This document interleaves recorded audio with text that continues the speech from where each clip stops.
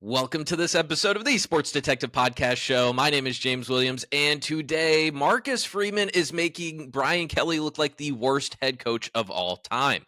So, as you guys know, Notre Dame advanced to the national championship on Thursday night after defeating Penn State 27-24 on a last-second field goal. I will get to some of the specifics with that game here in a minute, but the reason this is kind of amazing is because just 3 years ago, Brian Kelly leaves Notre Dame for LSU, and he gave a kind of a not so subtle jab at Notre Dame when talking about the reason why he decided to go to LSU. I'll go ahead and show you guys exactly what Brian Kelly said in case you guys don't remember.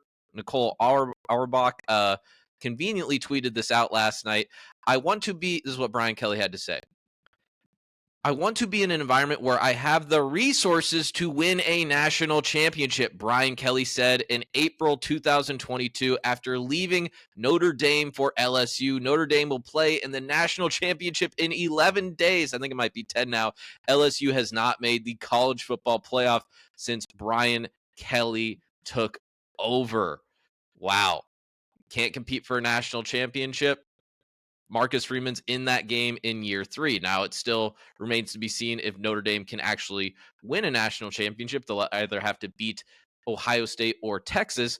But this isn't just about making a national title game with the difference between Marcus Freeman and Brian Kelly. Brian Kelly obviously did that. He obviously made the college football playoff with Notre Dame. But Marcus Freeman, when he gets into these big games, performs a lot better than Brian Kelly. I'll go ahead and show you guys this now. This is what a guy that like works for ESPN, I believe, tweeted this out. Hembo. Brian Kelly went 0-4 in bowl games versus top 10 teams at Notre Dame. All 4 losses by 16 plus points. Jeez. Marcus Freeman has 3 of those wins in the last 3 weeks. Oh boy, oh boy, oh boy. And those aren't, it's not, those weren't, I mean, the Indiana one, you can say, oh, Indiana sucked, whatever, blah, blah, blah. They still manhandled them for the most part. They manhandled Georgia, a team that has significantly more draft talent than Notre Dame does, and Penn State, too, a team that is more talented than Notre Dame. I think Abdul Carter and Tyler Warren were the best 2 players on the field last night. But here's another thing I'm going to show you guys here. Just kind of comparing the short things that Marcus Freeman has done at Notre Dame in just 3 years and comparing it to Brian Kelly's entire tenure at Notre Dame. This one might shock you guys a little bit here. This is what Josh Wilson tweeted out. Games coached at Notre Dame. Marcus Freeman's at 42. Brian Kelly had 153. Wins against top 10 teams at Notre Dame. Marcus Freeman has 5. Brian Kelly only has 4. Wins against top 5 opponents at Notre Dame. Marcus Freeman has 3. Brian Kelly has 1. So that's literally like less than a third of the time that Marcus Freeman is here. He's already performing better against top 5 opponents than Brian Kelly did. And that's just kind of like the big thing here with Brian Kelly. He does not play well in the big games. He's lost the season opener every single year at LSU. The one time they make the SEC championship game, get absolutely stomped by Georgia. He has a Heisman Trophy winner. When Ed Odron had a Heisman Trophy winner and 2 awesome wide receivers, they go to the national championship and win it. When Brian Kelly does it, they go 9-3. Cute story. Guys, but let's talk about Marcus Freeman here, because what he has done there is absolutely incredible, because he gets thrust into this situation. Brian Kelly leaves. He leaves before Notre Dame. I think people forget this. Notre Dame fans don't, but I'll refresh everyone else's memory. He left before we knew what the 4-team college football playoff was going to be that year. And there was a chance that it wasn't like a crazy chance that Notre Dame could have made it in. Now they didn't. They ended up playing in either the Fiesta Bowl or the Sugar Bowl or something against Oklahoma State that year, if my memory is correct. And they ended up losing it. It was actually a really good game if you watched it.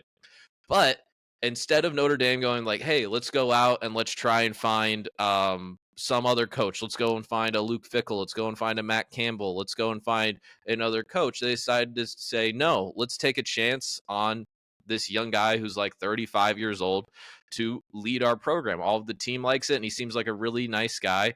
And, he's a really good recruiter. And since Marcus Freeman took over, a little bit of, some growing pains at the beginning. You're losing to Marshall. The first year's not that good. But every single year, Marcus Freeman has been there. Notre Dame has taken a step forward. First year, like, what were they, 9-4? Next year, 10-3. This year, you're 14-1. It's a stepping ladder of going and being better every single year. You're improving every single year under Marcus Freeman.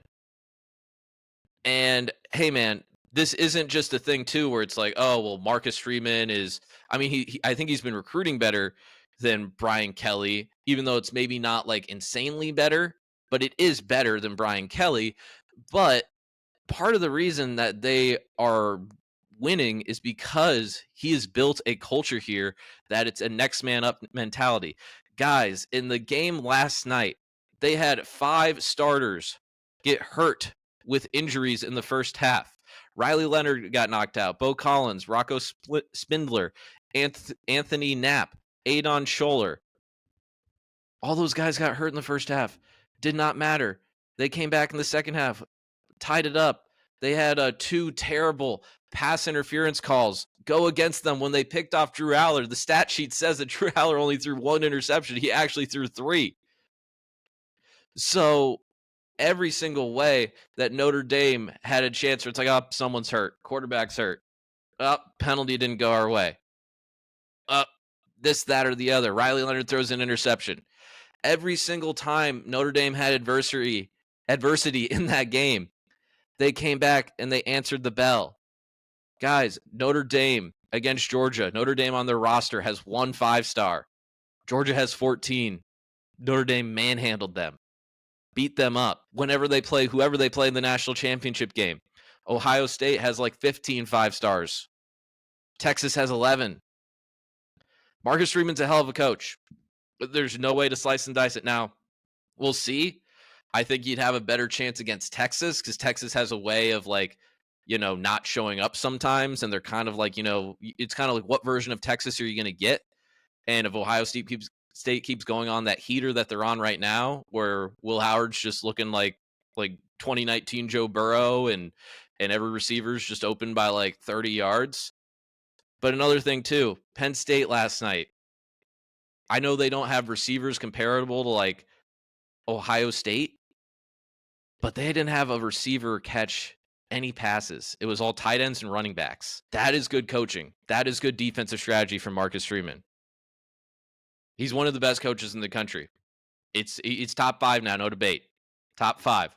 And you guys better hope at Notre Dame in South Bend that an NFL team doesn't come calling in the next few weeks and says, hey, how do you feel about Chicago? How do you feel about Vegas? How do you feel about New York? Or what are the other openings? Jacksonville. I don't think I'll take any of those, but feel free. Just a fair warning for Notre Dame fans. Marcus Freeman keeps this up, he's going to be getting NFL looks every single offseason for a while now because he is a fantastic coach and Notre Dame has earned their way to the national championship too. The last thing I'll say, and then we'll end this video. Marcus Freeman's also done the impossible where Notre Dame's likable. Notre Dame's supposed to be like one of the most hated teams in college football. All of a sudden, everyone's like, hey, Marcus Freeman's really cool. Riley Leonard's really cool. He's done the thing that's impossible. Notre Dame's likable now.